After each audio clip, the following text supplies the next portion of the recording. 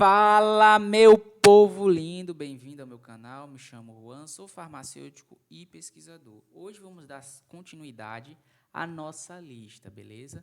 Antes de iniciar qualquer grande empreendimento, olhe o meu golinho de café, minha xícara linda, que eu fiz no Sinfá, na época que eu era do centro acadêmico, a minha água, muito importante a água também.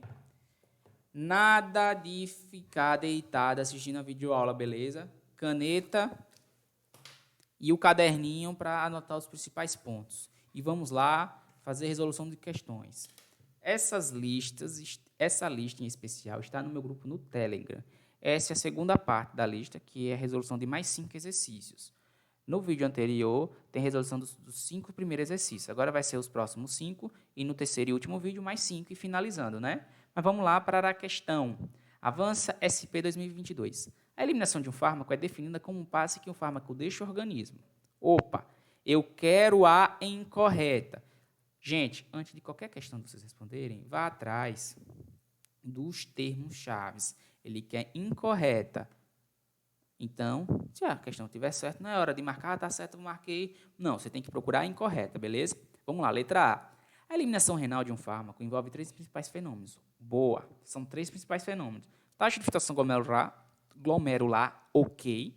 Secreção tubular ativa, ok. E reabsorção do túbulo tubular passiva. São essas 3 etapas. Eu fiz um esqueminha no próximo slide em que eu vou explicar detalhadamente o que é cada um. Mas, de forma resumida, a taxa de filtração glomerular ela não é muito efetiva quando os fármacos têm muita ligação à proteína plasmática, como é o caso da albumina. Então, não vai ter tanta finalidade quando esses fármacos ligados. É quando o fármaco está na sua forma mais livre e que essa etapa de filtração glomerular é mais envolvida. A principal forma de excreção dos fármacos é através da secreção tubular ativa. Essa secreção tubular ativa basicamente é assim: está o fármaco na corrente sanguínea, vai ter os transportadores e esses transportadores vão pegar o fármaco e jogar no túbulo renal, em que vai ocorrer a secreção. Já a absorção tubular passiva é voltar. Eu não quero voltar, então meu fármaco tem que estar metabolizado na sua forma iônica, beleza? Então, quando o fármaco está na sua forma molecular, ele só tem a finalidade na primeira etapa, que é a absorção, que vai passar pelas membranas plasmáticas. Nessa etapa, não, ele quer sair, então ele não pode voltar. Ele não pode voltar, tem que estar na sua forma iônica, beleza? Então, essa aqui está correta. A eliminação de um fármaco ocorre através de alguns mecanismos, podendo ser de forma direta, por excreção biliar, ou renal, ou transformação do fármaco em metabólitos hidrossolúveis. Essa questão aqui é uma delícia. Uma delícia por quê? Para acabar o mito que só ocorre excreção através da urina. Não, pode ser pelas fezes, pode ser também pelo pulmão, tem outros meios, mas o principal é sempre o renal, que vai ser através da urina. Tá certo? Porque tem que ser hidrossolúveis. Ele tem que estar na mesma composição da água. A taxa de filtração glomerular é pouco, meu irmão. É a principal medida que avalia principalmente a questão renal, quando o paciente tem algum comprometimento dos rins, está em UTI, é muito utilizado, sim, no hospital. Por isso, a estimativa é muito utilizada.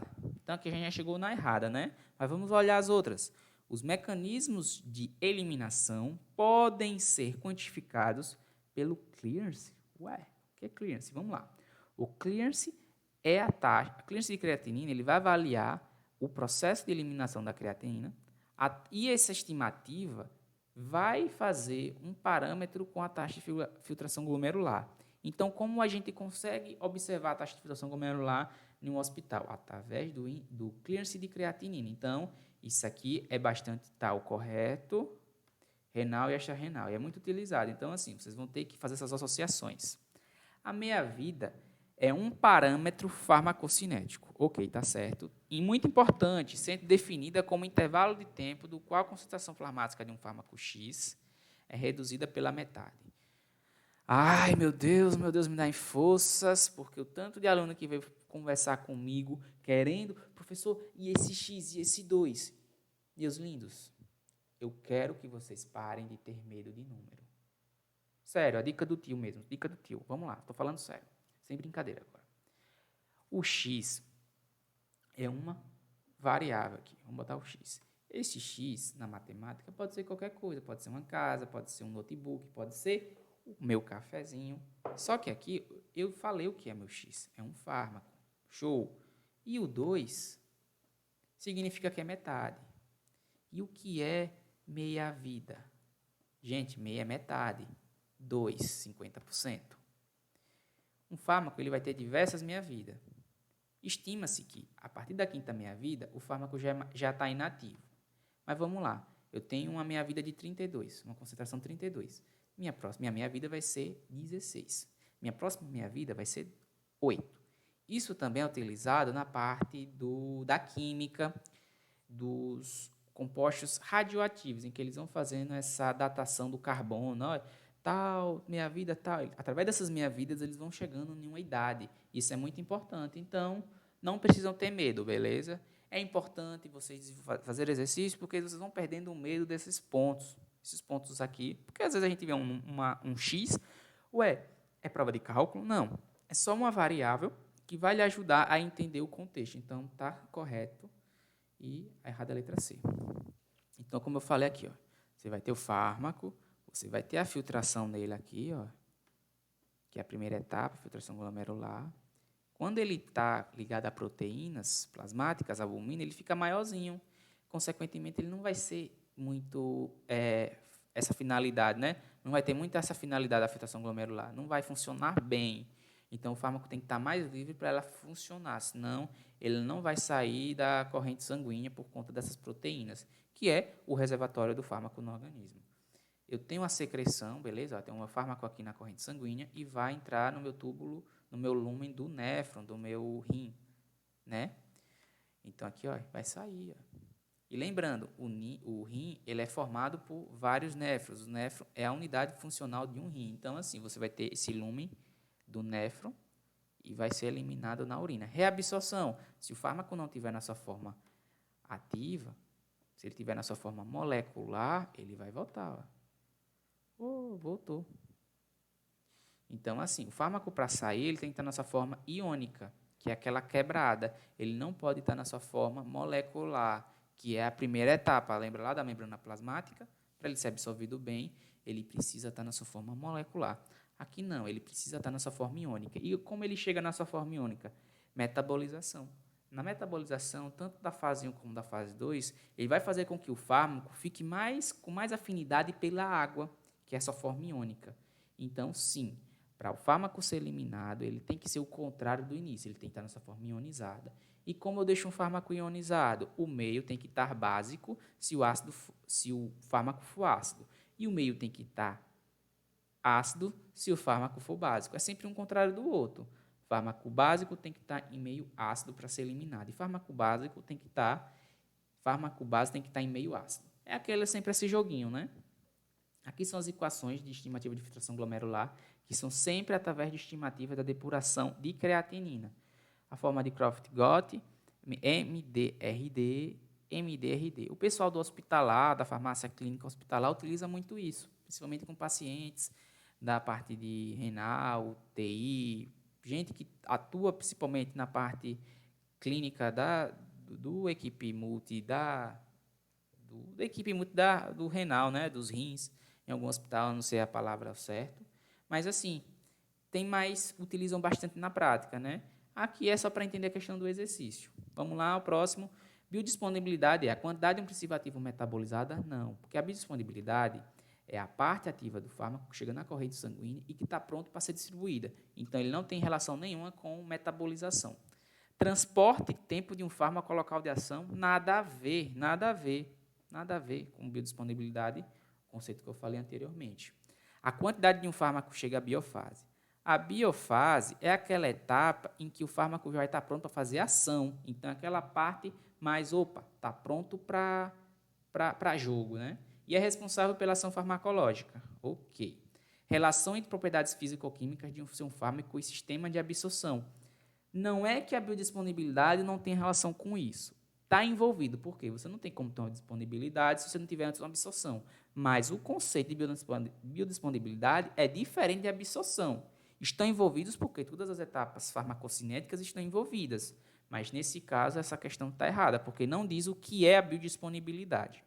A qualidade de um medicamento, quando ele chega à situação extrema, não é dada a velocidade. Não tem nada a ver.